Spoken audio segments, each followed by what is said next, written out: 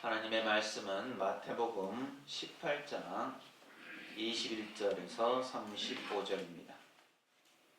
그때 베드로가 나와 이르되 주여 형제가 내게 죄를 범하면 몇 번이나 용서하여 주리이까?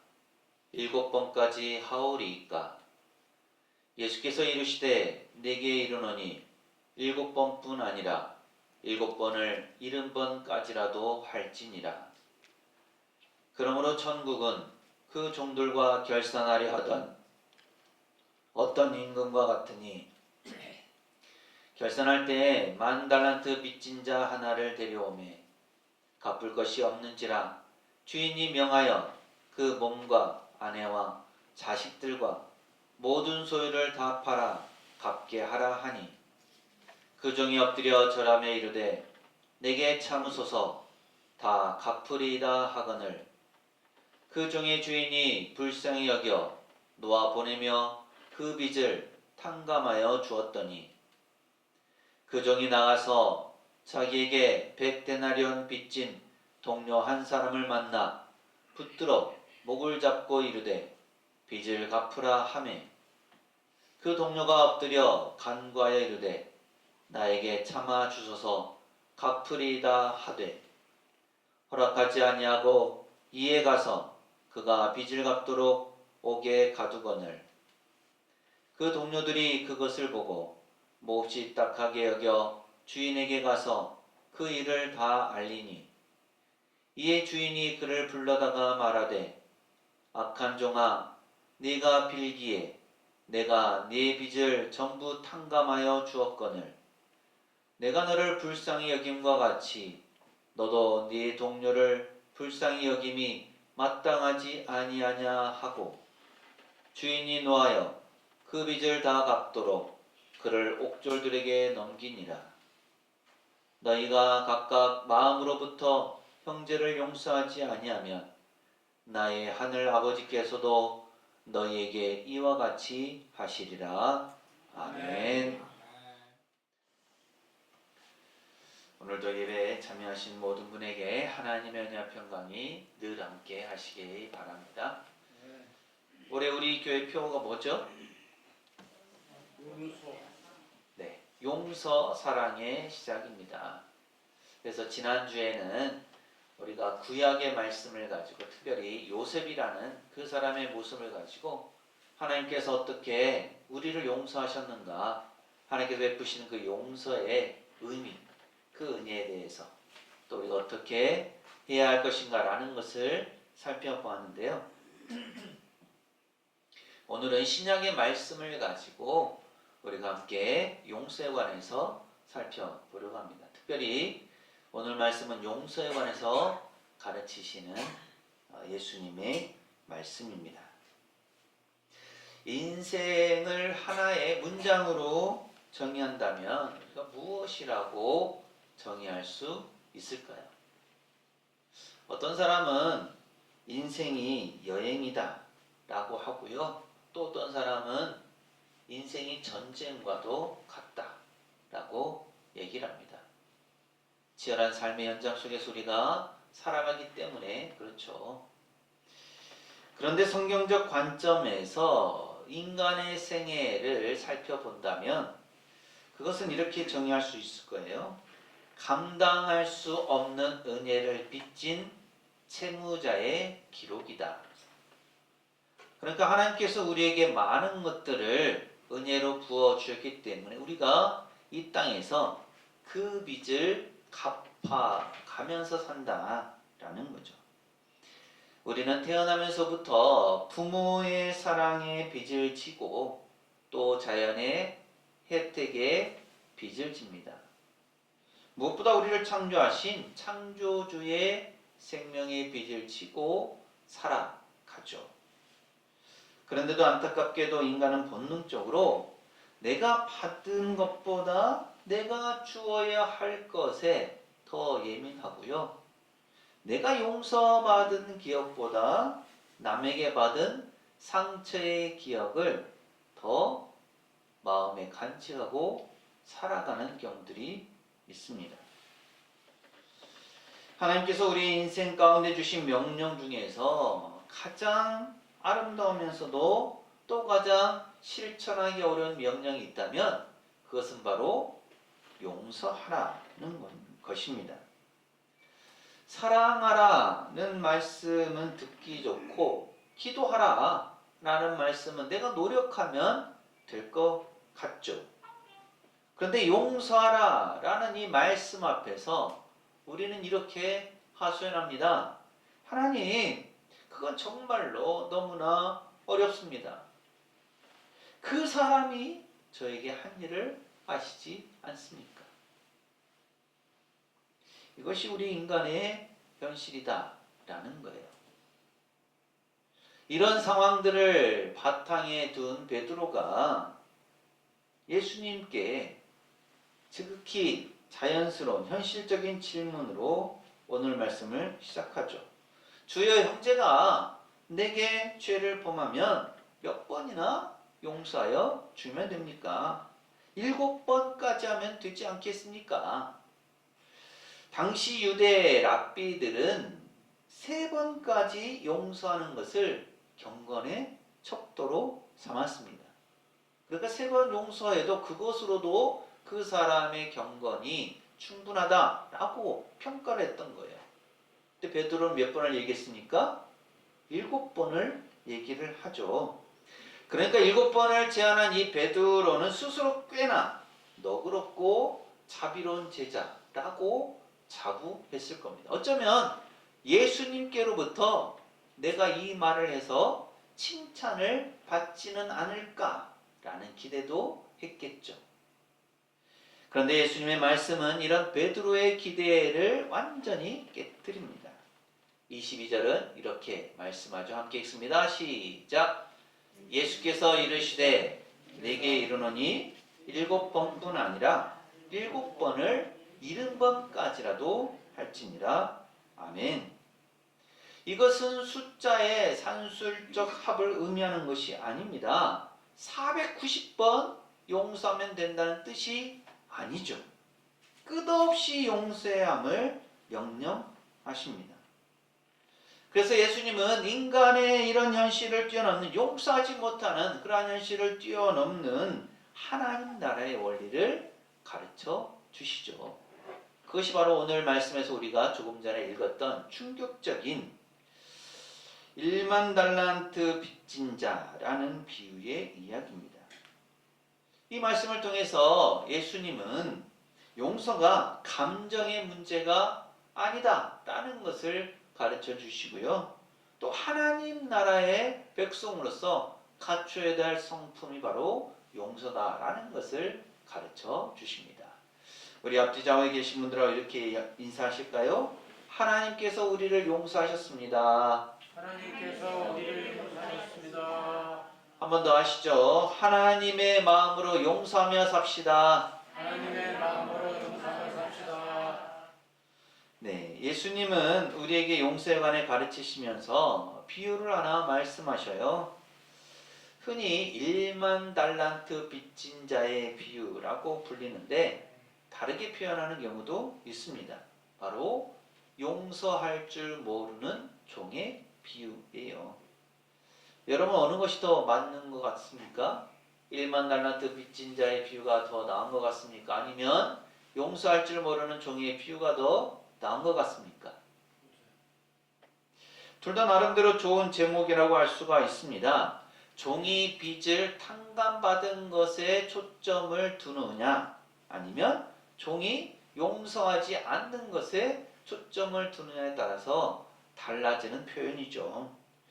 제 개인적인 생각으로는 1만 달란트 빚진 자의 비유보다 용서할 줄 모르는 종의 비유가 더 나은 것 같습니다. 왜냐하면 예수님께서 이 비유를 통해서 보여주고자 하시는 용서에 대한 가르침이 잘 함축되어 있기 때문이죠. 여러분도 다 아시는 것처럼 내용이 이렇습니다. 한 임금에게 1만 달란트를 빚진 종이 있었습니다. 종으로서는 도저히 갚을 수 없을 금액이었기에 그 종이 주인의 자비를 구하죠. 주인은 이 종을 불쌍히 여겨서 1만 달란트의 빚을 과감히 탕감해 줍니다. 그래서 1만 달란트 빚진 이 종이 기쁨을 누리고 자유를 얻게 되죠. 그런데 그리고 나서 그는 곧 자신에게 100데나리온을 빚진 동료를 만나게 됩니다.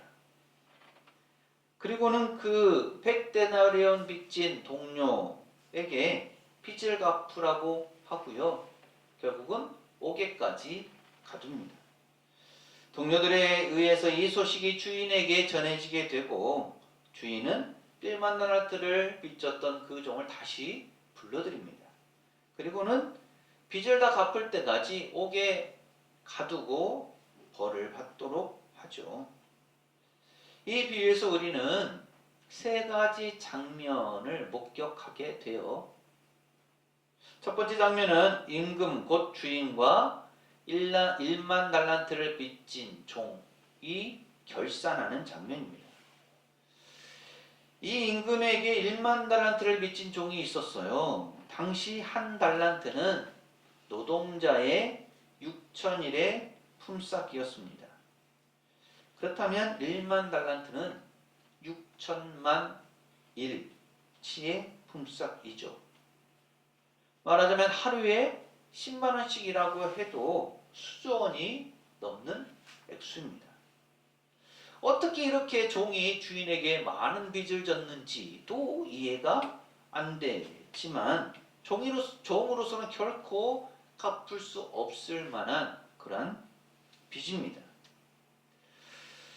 근데 사실 예수님께서 이 비유를 말씀하신 것은 이 비유에서 주인이 하나님이시다. 그리고 빚진 종이 우리다. 라는 것을 가르쳐 주시기 위한 거였어요.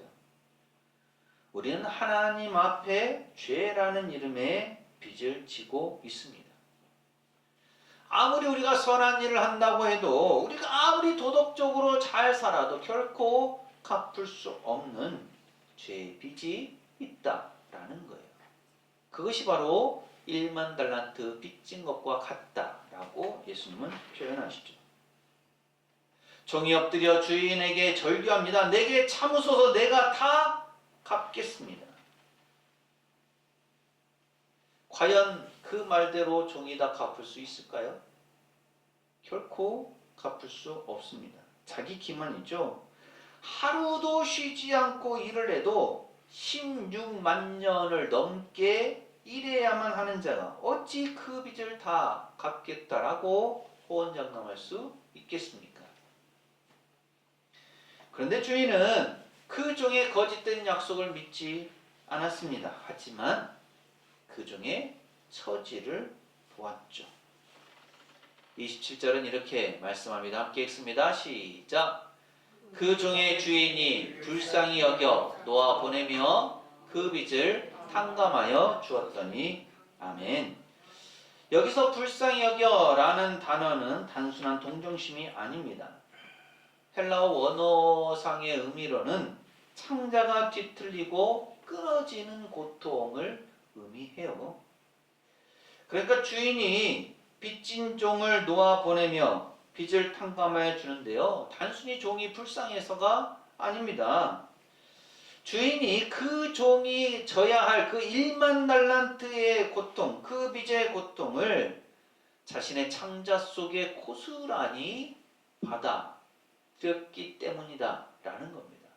그 마음이 있었기 때문에 불쌍히 여겨서 그 종을 용서해 준 겁니다. 1만 달란트나 되는 빚을 탕감해 주는 거죠. 이 1만 달란트의 탕감은 결코 공짜가 아니죠. 주인의 창고에서 1만 달란트가 사라지는 겁니다. 그럼에도 불구하고 주인은 종을 불쌍히 여겨서 그 빚을 다 탕감해 주었습니다. 그래서 이 비유는 우리가 갚을 수 없는 죄의 빚이 탕감되었다라는 것을 뜻하죠. 이 놀라운 역사는 골고다 언덕에서 완성됩니다. 하나님께서는 1만 달란트와 같은 모든 인류의 죄를 탕감하시기 위해서 자신의 하나뿐인 아들, 그 독생자를 우주보다 귀한 값을 십자가에서 치르게 하셨습니다. 예수님께서 오심으로 그 모든 죄의 빚을 탕감해 주신 거죠. 십자가에서 예수님은 우리를 향해서 그리고 사람들 향해서 이렇게 외치셨습니다. 아버지, 저들을 사하여 주옵소서. 자기들이 하는 것을 알지 못합니다. 예수님의 십자가는 죄인을 위한 선포된 용서의 선언문이었습니다. 역사 속에서도 복음의 은혜로 용서의 삶을 산 인물들이 있습니다. 교부 시대의 성 아우구스티누스, 성 어거스틴은 젊은 시절 방탕한 죄인이었죠. 어머니 모니카의 눈물의 기도 끝에 회심한 그는 이렇게 고백했습니다. 내가 주님께 나아가기 전에 주님께서 이미 나를 용서하고 기다리고 계셨다. 그래서 그는 하나님의 이러한 큰 은혜, 용서를 경험한 후에 자신을 괴롭히던 자들까지도 품을 수 있었습니다. 16세기 종교개혁가 마르틴 루터는 용서는 인간의 노력이 아니라 은혜의 결과라고 했습니다. 그는 고백합니다. 만약 하나님께서 나의 죄를 기억하신다면 나는 단 하루도 살 수 없다. 그러나 주님이 나를 용서하셨기에 오늘 내가 숨을 쉬고 일어난다. 우리도 그렇게 하나님의 은혜로 죄 용서함을 받아서 이 자리에 나와 하나님의 은혜에 감사하며 예배하는 줄 믿습니다. 아멘. 오늘 비유의 두 번째 장면은 탕감받은 종과 그에게 빚진 동료를 만나는 장면이죠. 주인으로부터 이 종이 1만 달란트 빚을 탕감받았으니 얼마나 기뻤겠습니까? 마치 날아가듯이 길을 걸어서 집으로 향하고 있었는데 그 기쁨이 얼마 가지 못했습니다. 1만 달란트 탕감받은 종이 자신에게 100데나리온을 빚진, 즉 몇 달치 품삯 정도의 빚을 진 동료를 만납니다. 자신에게 빚진 이 동료를 만나게 되자 그는 조금 전에 탕감을 받은 그 기쁨도 잊어버렸습니다. 100데나리온을 빚진 동료를 붙잡고 목을 조르면서 빚을 갚으라고 요구하죠. 동료가 그 앞에서 엎드려 간구합니다. 나에게 참아 주소서. 내가 갚으리이다. 앞서 1만 달란트를 갚으라고 했던 주인 앞에 엎드려 간구했던 자신의 모습과 똑같아요. 동료도 자신 앞에 엎드려서 빚을 갚을 테니 참아달라고 간구합니다. 하지만 탕감받은 종은 주인처럼 하지 않습니다. 동료의 빚을 탕감하는 대신 자신의 빚을 갚도록 옥에 가두어 버리죠. 100데나리온이 분명 작은 돈은 아닙니다. 그러나 1만 달란트 앞에서는 비교도 할 수 없는 적은 액수이죠. 1만 달란트와 비교해 보면 60만 분의 1입니다. 그런데도 이 종은 그 1만 달란트를 탕감받은 지 얼마 되지도 않았는데 자신에게 겨우 100데나리온을 빚진 이 동료를 용서하지 않았습니다. 자신이 탕감받은 그 은혜가 아닌 갚지 않은 것에 대한 보복으로 대신합니다. 여기서 예수님은 어쩌면 우리의 가장 아픈 부분을 드러내시죠. 우리는 하나님 앞에서 우리에게 자비를 베풀어 달라고 하나님의 도우심을 구하지만 반면에 또 사람들 앞에서는 심판자가 되기 쉽습니다. 요한 크리스토툼은 이 장면을 이렇게 해석했습니다. 은혜를 흘려보내지 않는 심장은 은혜를 담아둘 수 없다. 사랑하는 성도 여러분, 용서는 인간의 도덕적 결단만으로는 불가능합니다. 우리가 진정 하나님께로부터 받은 은혜의 깊이를 깨달을 때만 가능하죠.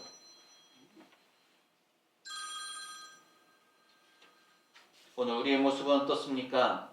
하나님의 자비를 구하면서 자신의 삶에서는 자비 없이 살아가지는 않습니까? 다른 사람에 대해 정죄하고 판단하는 것을 당연하다고 여기면서 살지는 않습니까? 마지막 기회의 세 번째 장면은 탕감받은 종과 주인이 다시 만나는 장면입니다. 1만 달란트 탕감받은 종이 100데나리온을 빚진 동료에게 어떻게 했는지를 보게 된 동료들이 주인에게 이 사실을 말합니다. 그러자 이후에 어떻게 됩니까? 32절과 33절은 이렇게 말씀합니다. 함께 읽습니다. 시작. 이에 주인이 그를 불러다가 말하되 악한 종아, 네가 빌기에 내가 네 빚을 전부 탕감하여 주었거늘 내가 너를 불쌍히 여김과 같이 너도 네 동료를 불쌍히 여김이 마땅하지 아니하냐 하고. 아멘. 주인이 빚을 탕감해준 종에게 노하면서 말합니다. 악한 종아, 내가 너의 빚을 탕감해 주었거늘 너는 어찌 네 동료를 불쌍히 여기지 않았느냐. 그리고는 그가 빚을 다 갚기까지 형벌을 받게 하죠. 여기서 마땅하다라는 표현은 도덕적 공고가 아니라 신앙적인 실천 사항이에요. 만약 우리가 1만 달란트의 은혜를 진짜로 경험했다면 우리 삶에서 반드시 100데나리온의 용서는 흘러나와야 한다라는 겁니다. 만약 우리 안에 이런 용서가 나오지 않는다면 그것은 우리가 아직 하나님의 용서를 지식으로만 알 뿐 가슴으로 만난 적이 없다는 증거인지도 모릅니다. 예수님의 말씀은 여기서 끝나죠. 그리고 결론적으로 말씀하시죠. 35절인데요. 함께 읽습니다. 시작. 너희가 각각 마음으로부터 형제를 용서하지 아니하면 나의 하늘 아버지께서도 너희에게 이와 같이 하시리라. 아멘. 사실 용서하지 않는 문제는 성격의 문제가 아니라 영적 상태의 문제예요. 용서하지 않으면 자신의 기도가 막히고 예배가 메말라가고 마음이 점점 굳어집니다. 그래서 용서는 상대를 풀어주는 것이 아니라 나를 묶고 있던 쇠사슬을 끊는 일입니다. 그래서 오늘 이 비유는 우리에게 두 가지 중요한 사실을 가르쳐 주죠. 첫째는 하나님께 받은 용서가 어느 것과도 비교할 수 없이 크다라는 것이고요. 둘째는 그 용서받은 은혜가 진짜라면 반드시 자신의 삶에서 용서의 열매로 드러난다라는 점입니다. 문학작품 속에서도 이 용서의 위대함을 깨닫게 하는 장면이 많이 있죠. 그 가운데 레미제라블이 있습니다. 빅토르 위고의 작품인데요. 장발장이라는 한 사람의 삶을 변화시킨 신부 미리엘이 용서하는 장면이 있어요. 굶주린 장발장은 신부의 집에서 은식기를 훔쳐 달아나다가 경찰에게 잡혀옵니다. 그러자 신부는 이렇게 말하죠. 아니 그것은 내가 준 것일세. 그런데 왜 은초 때는 가져가지 않았나. 이것도 가져가게 하면서 은초 때까지 장발장에게 줍니다. 이 순간 장발장이 무너지죠.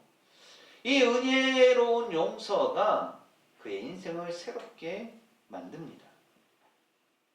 그래서 장발장은 신부의 말처럼 새로운 인생을 살기로 결심하게 되죠. 이 장면은 예수님께서 가르치시고 또 친히 보여주신 용서를 그대로 떠올리게 합니다. 잘못을 깨닫게 하고 마음을 녹이고 결국은 변화시키는 용서. 이것이 복음의 힘입니다. 자신이 얼마나 큰 죄를 용서받았는지 모르는 사람은 언제나 다른 사람의 잘못을 크게 볼 수밖에 없습니다. 하지만 하나님의 자비 앞에 무릎을 꿇은 사람은 이렇게 고백할 수밖에 없습니다. 주님, 저는 주님으로부터 빚을 탕감받은 사람입니다. 그러니 저도 용서하는 삶을 살겠습니다. 용서는 상대를 살리는 동시에 나를 자유롭게 하는 복음의 열매입니다. 상처를 품고 살아갈 때 내 영혼은 묶이지만 용서하는 순간 내 영혼은 하나님 앞에서 자유를 누리게 됩니다. 그래서 예수님께서는 용서를 복음의 열쇠로 삼으셨습니다. 마가복음 11장 25절은 이렇게 말씀합니다. 함께 읽습니다. 시작. 서서 기도할 때 아무에게나 혐의가 있거든 용서하라. 그리하여야 하늘에 계신 너희 아버지께서도 너희 허물을 사하여 주시리라 하시니라. 아멘. 우리가 다른 사람을 용서함으로써 하나님께로부터도 용서를 받을 수 있다라는 말씀이죠. 오늘 말씀을 되새기면서 우리가 이렇게 결단하고 삶 속에 적용해 가시기를 바랍니다. 먼저 우리는 하나님의 용서를 잊어버리지 말아야 합니다. 신앙은 자신이 하나님께로부터 받은 은혜를 기억하는 겁니다. 하나님께 받은 용서의 기억이 사라질 때 우리는 용서를 잊고 다른 사람을 판단하고 정죄하게 될 뿐이죠. 또한 우리는 감정이 아니라 믿음으로 용서해야 합니다. 용서는 느낌이 올 때, 마음이 풀릴 때 하는 것이 아니에요. 하나님의 말씀에 순종할 때 하는 겁니다. 감정은 나중에 따라오죠. 우리가 믿음으로 결단할 때 하나님께서 평강으로 우리의 마음을 채워주십니다. 그리고 우리는 용서를 통해서 복음을 전해야 합니다. 세상은 보복과 분노로 가득하지만 교회는 용서와 화해의 공동체여야 합니다. 우리 교회가 그런 용서와 화해의 공동체인 줄 믿습니다. 그래서 우리가 누군가를 용서할 때 그 용서의 빚은 세상을 향한 복음의 증거가 되는 겁니다. 십자가의 은혜로 용서함을 받은 우리가 오늘 용서에 대해서 가르쳐 주신 예수님의 말씀을 따라서 용서를 실천하는 삶을 살아감으로 하나님의 나라를 확장해 갈 수 있기를 간절히 소망합니다. 기도합니다. 자비로우신 주님, 저희가 갚을 수 없는 죄의 빚을 탕감해 주신 하나님의 은혜를 찬양합니다. 그 은혜를 기억하면서 저희도 이웃을 향해 그 은혜대로 용서하게 하옵소서.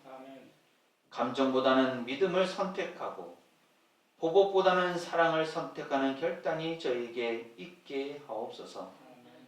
그래서 주님으로부터 시작된 용서의 십자가가 저의 삶을 늘 새롭게 하여 주옵소서. 예수님 이름으로 기도합니다. 아멘. 용서는 용서받은 사람만이 할 수 있습니다. 우리 스스로는 할 수 없지만 주님으로부터 받은 은혜를 기억하며 말씀에 순종할 때 우리도 용서할 수 있습니다. 사랑하는 새성교회 교회 여러분, 이 말씀을 가슴에 새기고 세상으로 나가십시오. 하나님께서 우리와 함께 하십니다. 지금은 우리 주님 예수 그리스도의 은혜와 아버지 하나님의 무한하신 사랑하심과 보혜사 성령님의 충만 교통하심이 주님께로부터 받은 은혜를 기억하면서 예수님의 말씀에 따라 용서하며 살기를 소망하는 세상교회 모든 교우들의 삶과 가정과 생업과 사역 위에 이 한 주간의 모든 생활 가운데 오늘 예배에 참여한 모든 이들과 우리 교회 위에 영원토록 함께 하시기를 간절히 축원하옵나이다. 아멘.